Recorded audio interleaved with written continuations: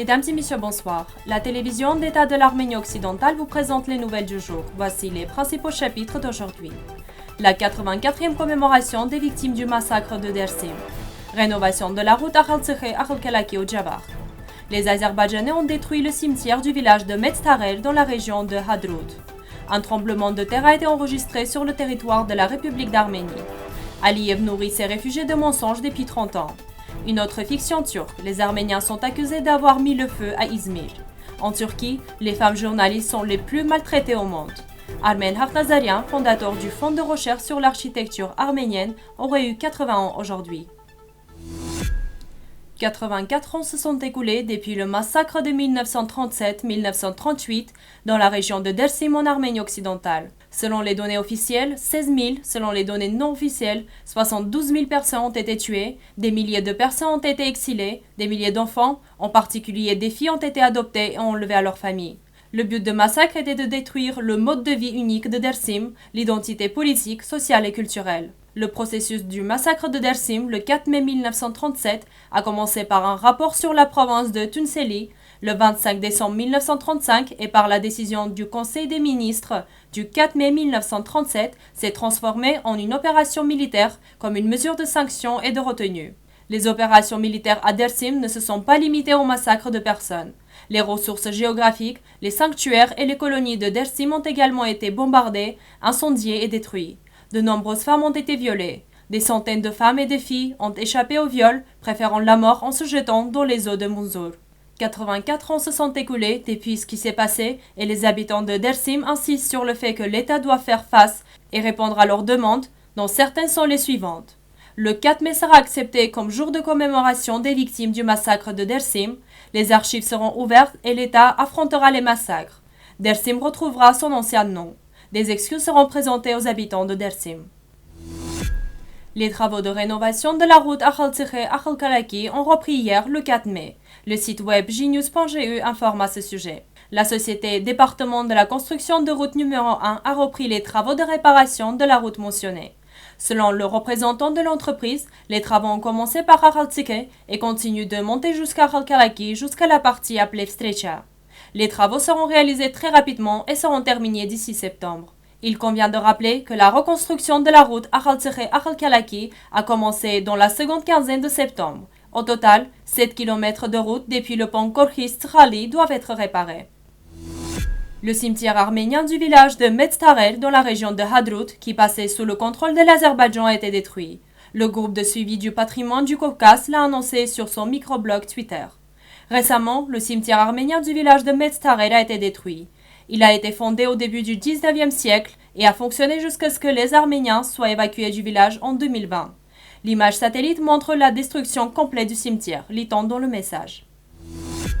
Le 5 mai à 9h56 heure locale, le réseau sismologique du service de protection sismique territoriale du ministère des situations d'urgence de la République d'Arménie a enregistré un séisme avec une latitude de 39,89 et une longitude de 44,98 à 14 km au nord-ouest du village d'Elpin, région de Vayotsor, à une profondeur de 10 km, d'une magnitude de 2,3.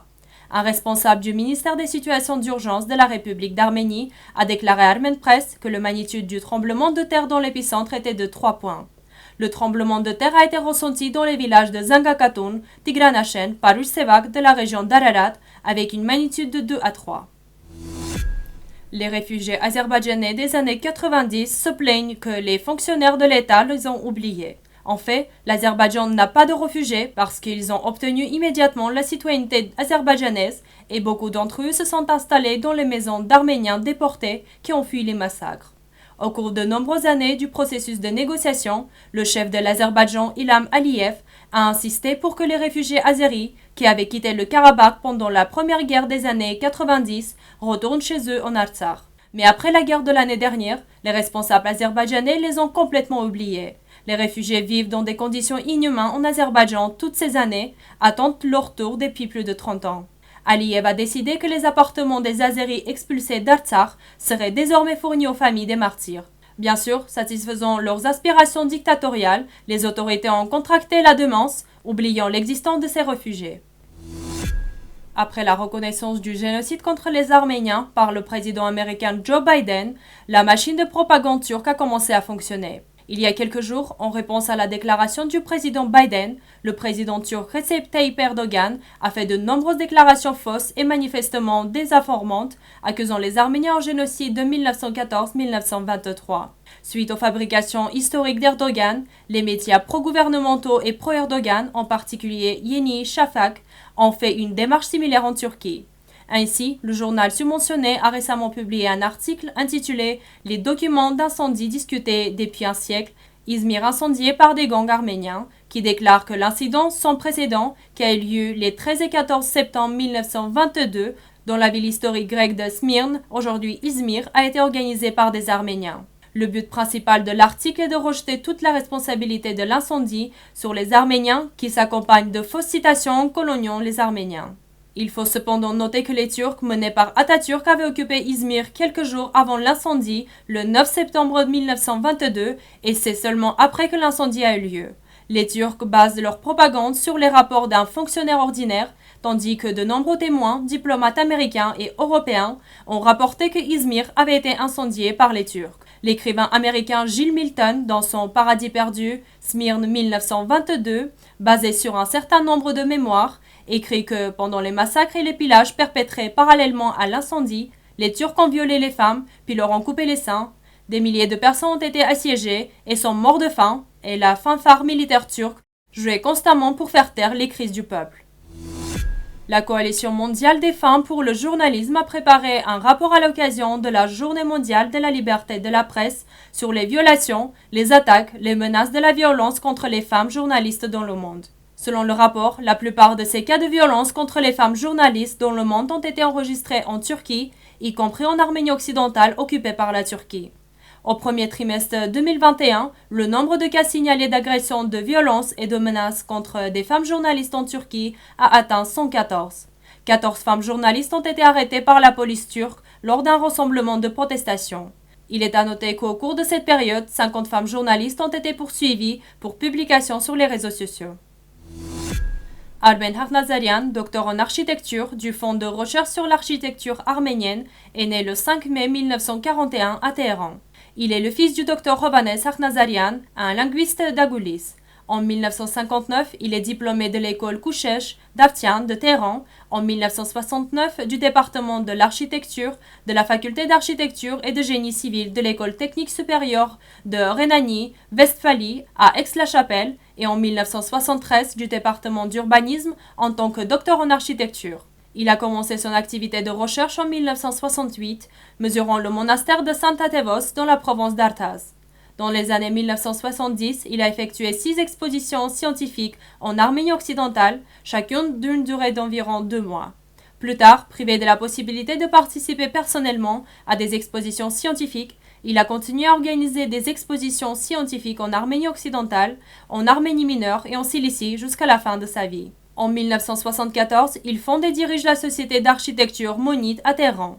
En 1982, il a officiellement fondé l'organisation non gouvernementale de recherche sur l'architecture arménienne à Aix-la-Chapelle, une fondation depuis 2010 qui a été enregistrée aux États-Unis en 1996 et en Arménie en 1998. À partir de 1983, il enseigne pendant de nombreuses années à la faculté d'urbanisme de l'université d'Aix-la-Chapelle.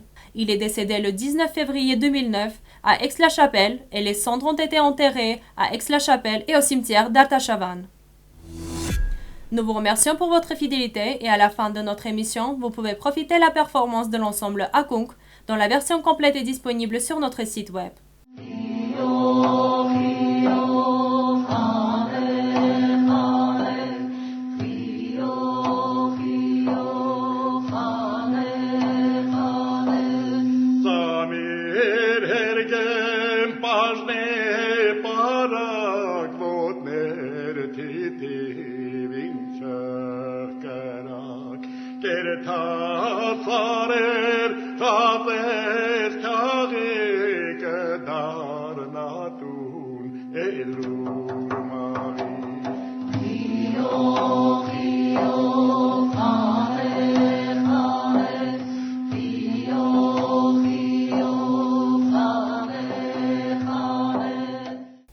Voilà ce que nous avions préparé pour vous. Nous vous souhaitons une bonne soirée et à bientôt.